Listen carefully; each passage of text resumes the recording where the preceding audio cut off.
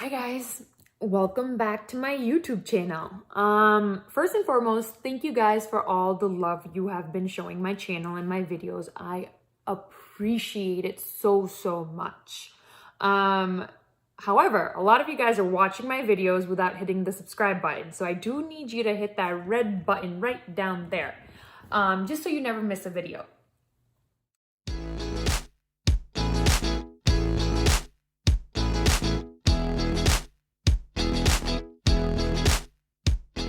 Now, today's video is about my experience in pageantry and the law of attraction. It's going to be a short and sweet video. One, because I feel like the law of attraction is pretty simple and straightforward. And two, because I've gotten feedback that my videos are way too long.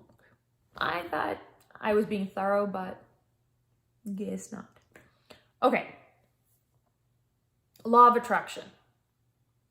How can I define law of attraction? Law of attraction basically means that you are believing in something so strongly that you are causing it to manifest into your reality. Now, I don't really understand quantum physics or quantum mechanics, but people say that life or the universe is multidimensional. There are different realities in different dimensions. So what you are thinking or wanting or pining for exists in that way in some sort of dimension. I don't really understand that theory too much. For me, that's too complicated. But what I can say is kind of being in a state of eternal optimism, looking at your glass half full, or kind of understanding that every cloud has a silver lining, helps your life and your mental state to be much happier. So how do I understand law of attraction is basically this. The universe is based off of energy and vibrations. If you tune into the frequency of what you want, you can bring it into your life. It's also understanding that there is some source of greater power that exists in the universe, whether that's God, Jesus, Buddha, Guru Sahib, like whatever you believe. There is a all-knowing, all-powerful source that exists. Tuning into it, him, her, helps you manifest. Now, I am not an overly religious person. However, I am a very spiritual person. I come from a very spiritual, not religious family. I am of the Sikh faith. In our family, we have been practicing Chardi Kala since I was a little kid, and that stems from my grandma and then into my mom. And Chardi Kala basically means being in an eternal state of optimism. My grandma, like whenever I ask her questions, about things that she thinks are negative, she tells me, or you don't think about this. My mom is someone who always looks at the glass half full. That out of every negative situation, something good is going to come out of it. And I think that really seeped into me, that from a very young age, I was always this this happened, but it's still good for me. This happened, but it's still good for me. And it kind of led me to a trajectory where I was like, oh, everything's going to work out. I think had I not kind of been raised in this kind of mindset of eternal optimism, I would have never tried to break into a career like acting. Now, where my formal introduction into the law of attraction happened was when I started pageantry. At that time, I was dating a gentleman whose mom was a very accomplished and a spiritually sound person. Accomplished in the sense she knew herself. She was someone who had done a lot of internal reflecting. She understood the laws of the universe, I think there's like 10 or 12 laws, universal laws, of which one the law of attraction is one. And she had tried explaining this to me early on in my relationship with her son didn't sync. But 2 weeks before my state pageant, she sat me down and started some exercises with me. One of the major things she did is helped me visualize winning, right? She sat me down and asked me, like, she walked me through everything. What does it feel like? You're walking onto stage. How are people reacting to you walking on? And you're making eye contact with the judges. How do they feel about you? They love me. The judges love me. Whether my dance, she would ask me how it feels to win. Like, I remember her asking me, how heavy is the crown on your head? And she had me visualize so deeply that after a while, like, I was exuding feelings of winning, that internal, like, kind of happiness or that joy, immediate joy that comes from hearing your name announced. I was replicating that sitting in front of her. And lo and behold, I won states. Then 2 weeks after that was nationals. She did the same thing. Again, she would sit me down every day and just be like, how does it feel? What are you doing? What are you saying in your first interview? How heavy is the crown? And literally getting me into that mind frame of, I'm a winner. And when I was doing internationals, I was already in India, but she did it through Skype. And I think that was my first exposure on how exactly the law of attraction works and how you can use that to your advantage in your life. Now, I made some notes. Okay. In one of my last videos, I did say that there was a quote. I don't remember who the quote was by, but the quote goes that either you control your mind or your mind controls you. And this is where being spiritual and meditating and kind of controlling your thoughts really plays a huge, huge role. Because it's your thoughts define your feelings, your thoughts define your self-esteem, your thoughts define what you create in the world. So really controlling your mind is basically what the entire game of life is about. Controlling how you think, controlling how easily someone can change your thought process, controlling how easily you are manipulated by someone talking to you. And that happens via meditation, being able to control your thought, not letting your mind run wild. That is the strongest way to kind of get control of what is happening in the spiritual realm or the energy realm of your life. Now, for those of you who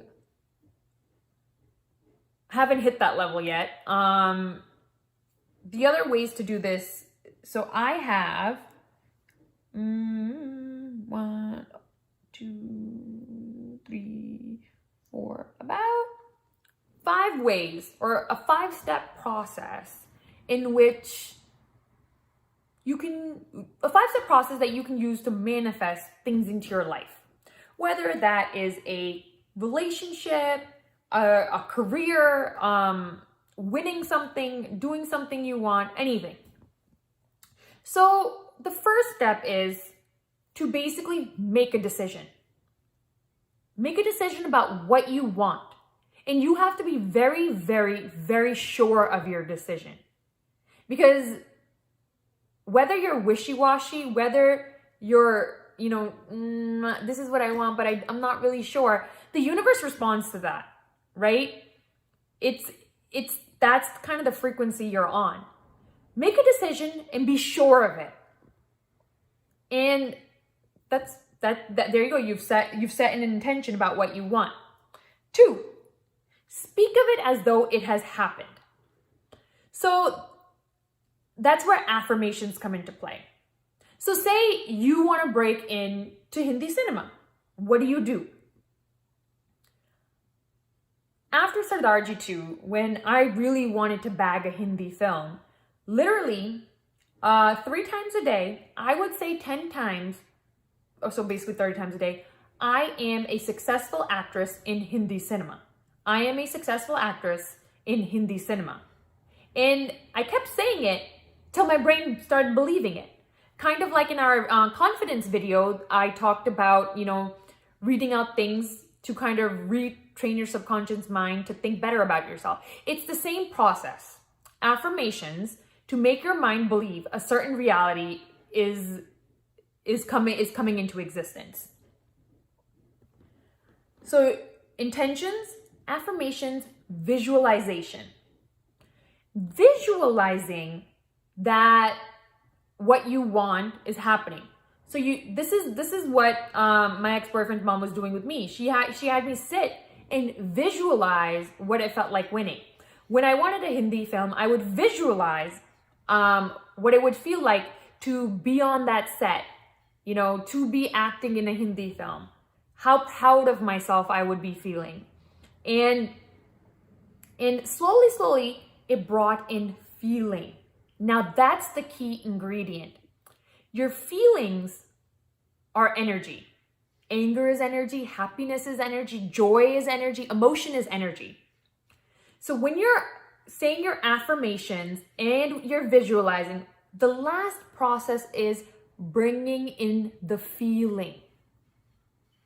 And once you've brought in, you're saying you're doing your visualizations and your affirmations with a certain feeling that is on the same frequency of the reality you want, you're en route to bring it to you. And the fifth one is action. Now, the law of attraction works, but with it, you also need to put in the steps and the action to kind of make what you want happen. You can't just sit on your bed every day, visualize, and do all this and really not do anything about it. And I do understand that, for instance, if I'm sitting in the US, yet I want to be an actress in India, it's very hard to kind of be like, what action do I take? But it's very important to realize that even the smallest of action count. If you're working towards a dream, the universe is going to work with you. The universe responds to action. The universe responds to intent. The universe responds to words. It responds to feelings. Obviously, you also have to maintain a mindset of eternal optimism, and being able to do that plays hand in hand into self-esteem. A confident person has a much easier time doing this than one with low self-esteem. So how to make sure your self-esteem is on par and you can control your self-esteem, go look at my video on confidence and India's Next Top Model. That was a very important precursor to this. But in terms of action, for instance, there's a few things I want to manifest into my reality now, and I really didn't know what actions I needed to take to do this. Hence, out of that came a YouTube channel. The YouTube channel for me is my way of telling the universe, look, I understand you work hard for me. I am going to do whatever I can sitting in the four walls of my house to help you. Help me. Right? So that. Now. Okay. I'm just making sure I covered everything that I took notes on. I did make some notes on religion. In Sikhism, we have the theme of Chardi Kala, and there's a phrase that I forgot. Does it come in Japji Sahib, or I want to say it comes in Japji Sahib. All I know is that I say it daily. So it's Bota Kehiye Bota Hoy. So basically, what it translates to is the more you speak, the more happens, right? So be conscious of your words. The universe, so when you say, I don't want this to happen, you've spoken about this thing that you don't want to happen. You've given it energy, you've given it attention, you've put a focus on it. So the universe can't comprehend that you don't want it to happen. All they know is that you put a thought, you put a focus, you put words into the world. Boom, you've created it. So if you don't want something to happen, zip up. Don't think about things you don't want. Don't talk about things you don't want to happen. Don't put that intent into the world. And part of intent is also the judgment and relationships and the treatment of other people. If you want to be on the same frequency as source, the source is divine. You can't be a shitty human and expect to manifest like the divine does. It doesn't work. I mean, if you don't like someone in, whatever, they set you off, keep your distance. But don't be nasty. That's major, major, major. I mean, we all have people we don't like. We all have people that, kind of set us off the wall. Just stay away. Keep your distance. Don't talk shit. Don't judge. Let them live and you live. Simple as that. And it's very important to kind of protect your energy like that. It is very, very important, because whatever judgment or kind of negative thought you place on another, you bring to yourself. You can't manifest for other people, but whatever intention you set out, it doesn't go to them. You attract the intention back to you. So don't do that. Whether, it's someone who wishes bad upon you, whether it's an enemy, I mean, energy is real. Whatever thoughts they're putting out into the universe about you is going to go to them. Whatever thoughts you put out, about them is going to come back to you. So even on your enemies, please wish well. Like, that is, if there's one thing you take from this video, is just wish well on everyone. It'll come back to you almost 100-fold. I promise. In Christianity, the Old Testament and Judaism, the term for God is Yahweh. And Yahweh literally translates to I am. And for those of you who have read Rhonda Bryn's The Secret, or other books on law of attraction, you all know that I am are considered the two powerful words before you create something. I am a successful Indian actress. I am in a beautiful relationship with blah, blah, blah type person. I am manifesting all things amazing into my life. I am on a creative frequency. The words I am before whatever affirmation you want to say, very, very, very powerful creative forces. And in the Old Testament, I know because I went to Catholic schools my entire life. Not a fun experience. But in the Old Testament, when they speak about Yahweh, they say that the name Yahweh was so powerful that people were very cautious of speaking it. People were very cautious of saying, I am yada, yada, yada. Imagine. Very powerful. And then I also made a note on Buddhism that all that we are is a result of what we have thought. Now, I don't know if that line actually stems from Buddhism, but I was reading somebody's thesis a couple nights back, and that was in there. And it's true. At least I can 100% guarantee that everything that has happened in my life, whether negative or positive, I thought it into existence. I really did. Whether it was a fight with Gershon or something that didn't go right on a movie set, I thought it into existence. Okay. Now, we are going to talk about how to be positive. Or we'll talk about me, like, say I want a certain job. I want to work in a certain film with a certain actor. I audition, I meet the producers, I meet the director, everything's going well, and it doesn't happen, and they take someone they think is better than me. How not to let it affect you is to understand that them choosing somebody else has nothing to do with the caliber of an actress that I am. That's their preference, right? But I have trained my mind to think like that. And that is how you, as an individual, have to train your mind to think. This kind of state of eternal optimism, understanding that everything happens for a reason, and there's a positive outcome to everything. Kind of keeps you out of the negative loop. Once a negative thought sets in, it attracts another negative thought, which attracts another negative thought. And then all of a sudden you're on a downhill spiral, and it happens so quickly, you don't even have time to catch yourself. And that's happened. Like, that's called a lapse, a self-esteem lapse, just a lapse overall in manifesting. And it happens to the best of us, whether it's triggered by a circumstance or a situation in your life.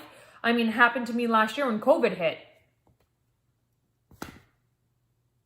And it's just a whirlwind. And literally the way to do all this, you got to sit with yourself. You got to, introspect, reflect on your life. It's really about building that internal relationship with yourself. And I can't enforce that strongly enough. If you want to move mountains, or if you want to create change, or if there's something grandiose you want to do, you as a person individually have to make it happen within yourself first. I feel like I went on a little rant at the end, but it is what it is. So guys, that's all for law of attraction. I did say I was going to keep this one short. We're already at like 23 minutes. I don't know. Maybe I'll edit and cut things out. Maybe I won't. Everything I say and do is to kind of help and, just share my journey with you guys. But this is something that plays into my life a lot, and I credit my positive thinking to a lot of my successes. Just believing that I was able to do something kind of led me to do it.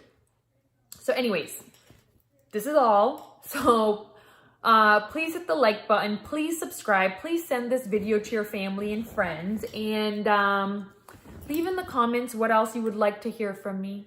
I love you guys so much, and I hope all this is helping you guys. Bye guys.